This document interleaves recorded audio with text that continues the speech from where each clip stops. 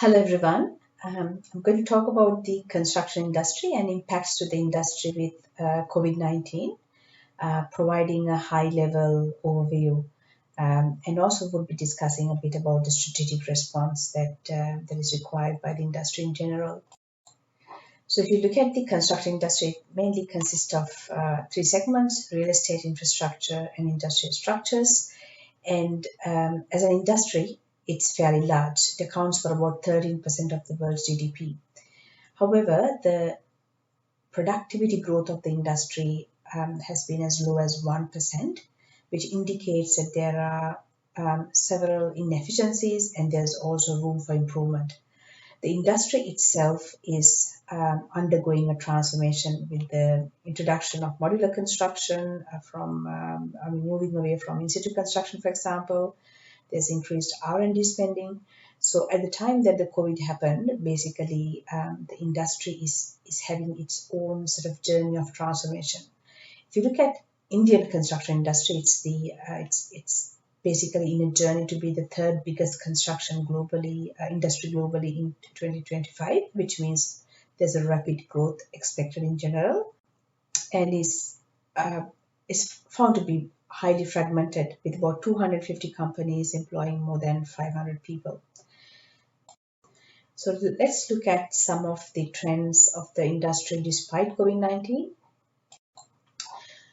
We see that there's increased digitalization. So before a construction is basically built, we are increasingly using tools to see how it would look like and how things are integrated.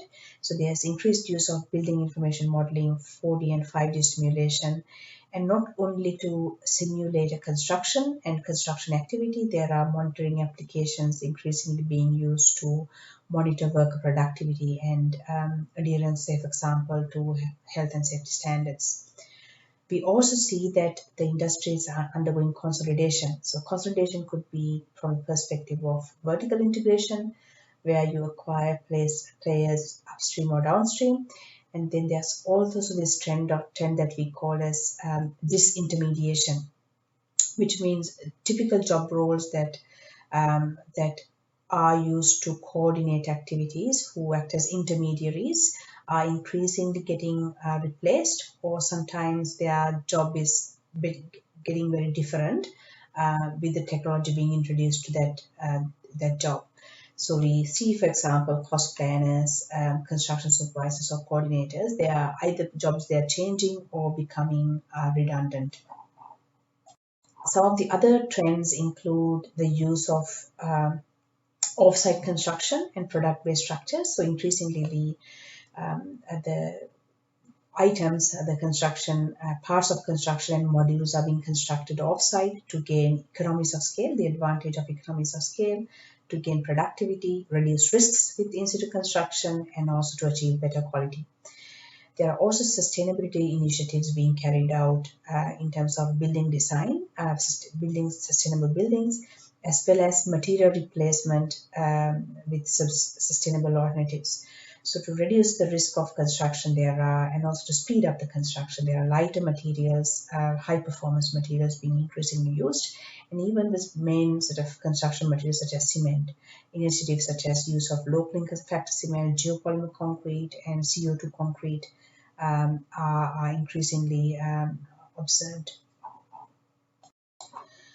So what did COVID-19 do to the construction industry? It introduced major shock. The current activities got disrupted. At the same time, with reduced confidence, jobs were getting cancelled, and also there were the investment being deferred. So 81% of the CFOs said that they're considering cost reductions in response to the crisis, and 60% say they are planning to defer or cancel investments, particularly in the area of capex. So not only the operational work got disrupted, the future work that could come to the industry got quite disrupted. And the symptoms that were noticed were that there were projects being cancelled or delayed and activities getting on hold. So the challenges to the workers come from multiple perspectives. there are practical challenges to be at the workplace and attend to work because of the social distancing requirements and lockdowns. And at the same time, there's increased insecurity about the availability of work. How would the skills needed for future jobs change with the pandemic? And if a recession comes, would they be unemployed for a long period of time?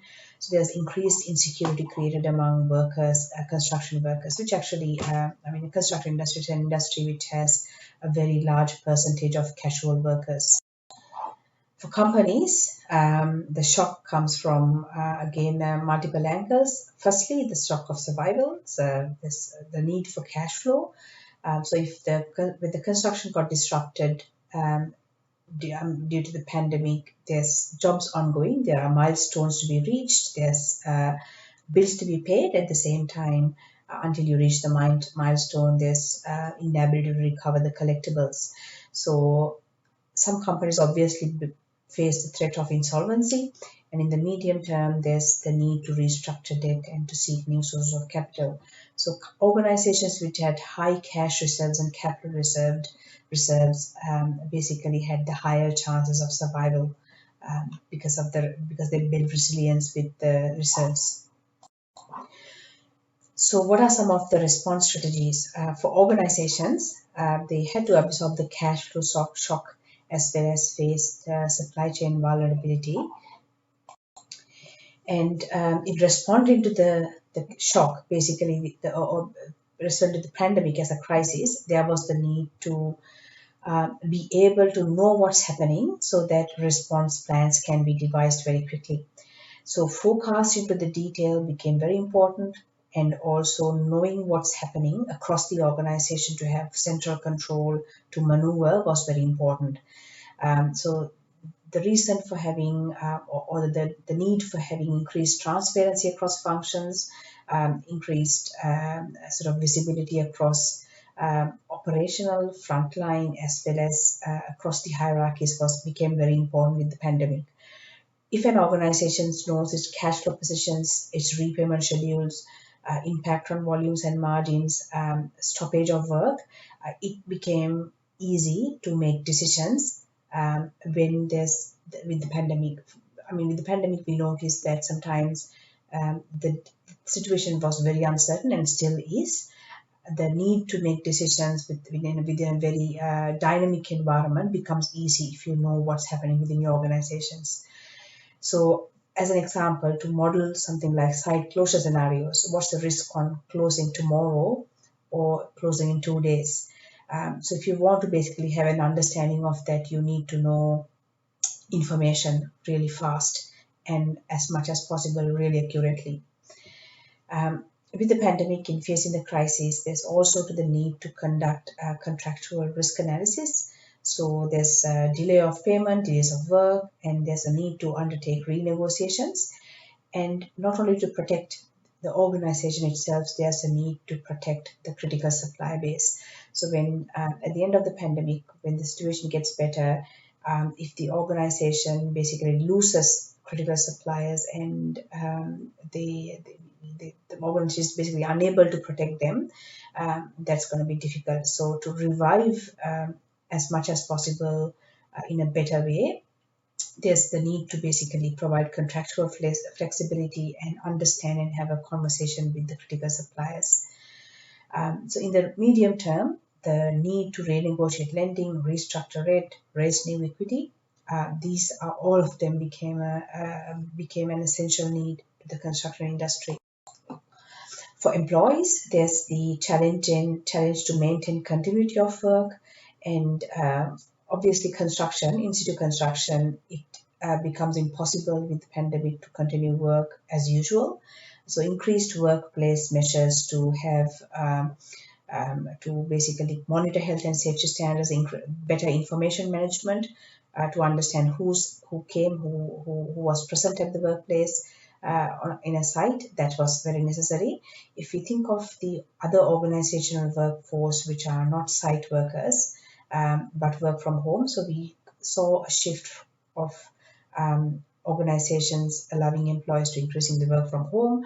there's more sensitive and critical information handled outside offices without supervision, and then there's the need to have need for employees to basically have initiative in work and take leadership.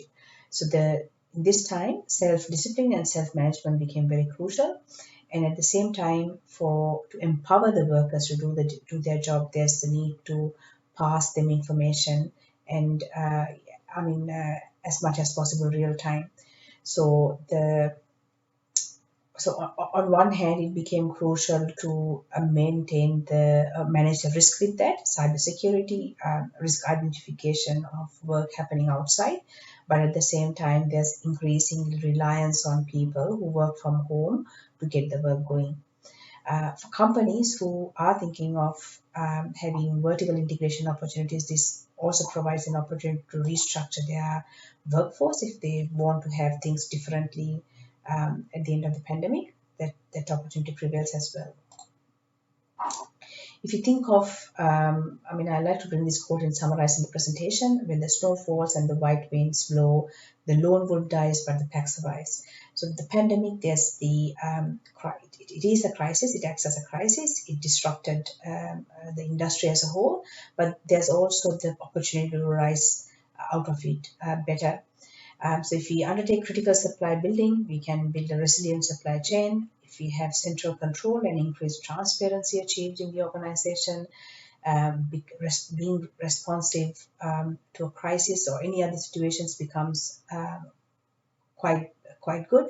And then if you do talent harvesting, retain the employees, empower them, you build an empowered workforce. And at the same time, if there's equity and debt restructuring to build cash reserves, when at the end of the pandemic, when the companies come out of the crisis, there's the opportunity to grow with mergers and acquisitions.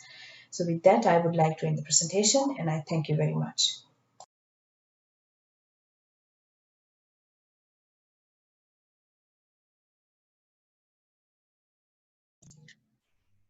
Hello, everyone. My name is Fernando Pacheco.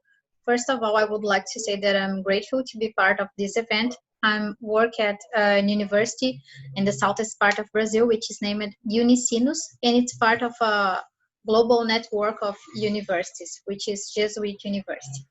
I'm here to present the work that is self-healing and self-repairing concrete. We know that concrete has a huge use worldwide, and the cracking is a pathological damage that may lead to severe deterioration. So there's a need to increase the durability so we can save money, we don't need to do reworks, and also that we can turn structures to be sustainable. Studies of mechanisms that can act on concrete, creating products